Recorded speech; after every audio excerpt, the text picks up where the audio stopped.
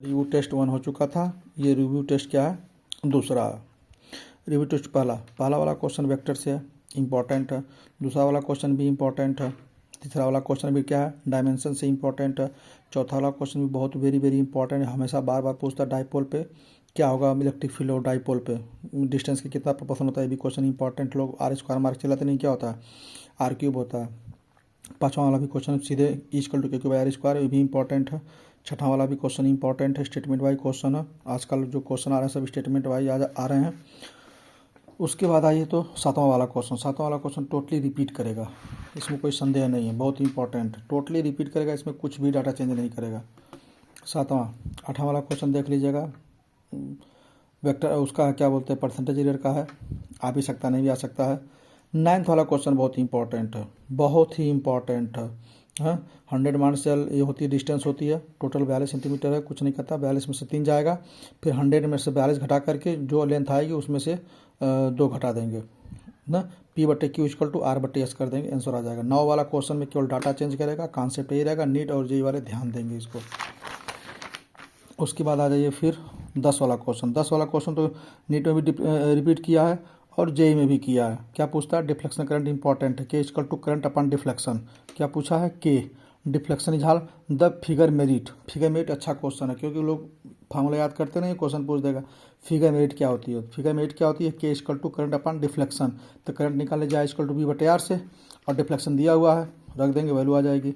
11 वाला question logic पे है, V square equal to V square minus U square equal to S पे है, लगा देना, कोई बहुत बड़ी चीज़ नहीं, लेकिन बहुत इंपॉर्टेंट नहीं है। 12 वाला भी क्वेश्चन बहुत ज़्यादा इंपॉर्टेंट नहीं है। 13 वाला क्वेश्चन इंपॉर्टेंट है, इसलिए इंपॉर्टेंट है क्योंकि ये नीट में नहीं, जेईई में आ चुका है। जब जेईई में आ चुका है तो जेईई में पूछ भी सकता नहीं, लेकिन नीट में रिपीट करेगा। ये 13 वाला क्वेश्चन नीट में रिपीट करेगा, हाफ के लिए पॉजिटिव और हाफ के लिए क्या हो जाएगा, निगेटिव, इंपॉर्टेंट है। उसके बाद 14 वाला क्वेश्चन इंपॉर्टेंट है, साइन स्क्वायर थीटा अपन 2g, ये इंपॉर्टेंट है, नीट में भी है और जेईई वालों दोनों के लिए इंपॉर्टेंट है। एज पर प्रथम साइन स्क्वायर थीटा देख लेना, थीटा दिया रहेगा, रख देना, वैल्यू आ जाएगा। 15 वाला भी इंपॉर्टेंट है, 16 वाला भी इंपॉर्टेंट है, 17 वाला क्वेश्चन भी देख लीजिएगा, ठीक ठाक है। 18 वाला भी क्वेश्चन इंपॉर्टेंट है। 19 वाला क्वेश्चन में लगाना नहीं है, 19 वाले क्वेश्चन में हूबहू आंसर देख लीजिएगा, आर सब दिया रहेगा, तो क्या आएगा, इसका कॉन्सेप्ट है, मतलब इस पे रूल होता है, उसको सॉल्व करते हैं। किया नहीं, ए और बी के बीच 1 4 1 R equal to R 1 plus 4R/R, R equal to 4 हो। 19 के बाद 20 वाला क्वेश्चन भी क्या है, इंपॉर्टेंट है। 21 वाला क्वेश्चन देख लीजिएगा, ठीक ठाक है, इंपॉर्टेंट, नीट में आ चुका है। 22 वाला भी क्वेश्चन इंपॉर्टेंट है। 23 वाला भी क्वेश्चन इंपॉर्टेंट है। 24 वाला क्वेश्चन ठीक ठाक है, जेईई वाले देख लेंगे अच्छे से। 25 वाला क्वेश्चन इंपॉर्टेंट है। 26 वाला क्वेश्चन इंपॉर्टेंट है।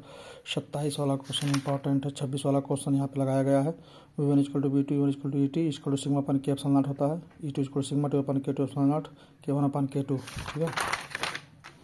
उसके बाद 28 वाला भी क्वेश्चन क्या है, इंपॉर्टेंट है, F इक्वल टू μmg से, ठीक है।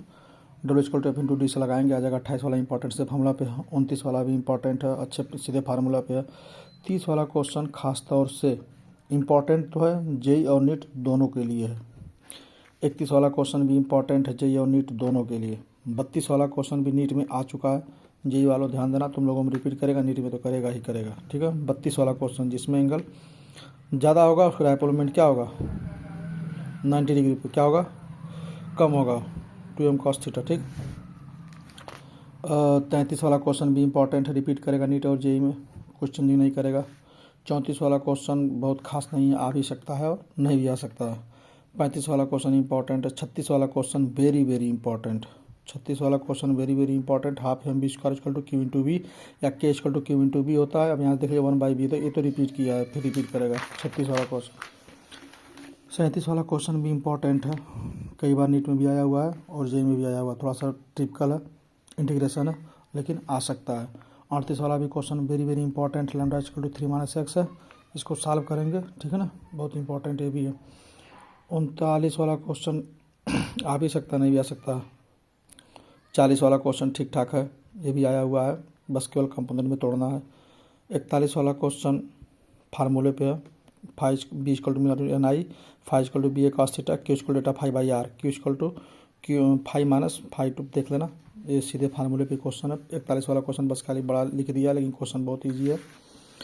फिर आते हैं 42 वाला क्वेश्चन पे, इंपॉर्टेंट है। सीधे formula equal to minus L D I by D T, L पर पोथल delta T, L1/L2 equal to 1/, solve करेंगे आंसर आ जाएगा।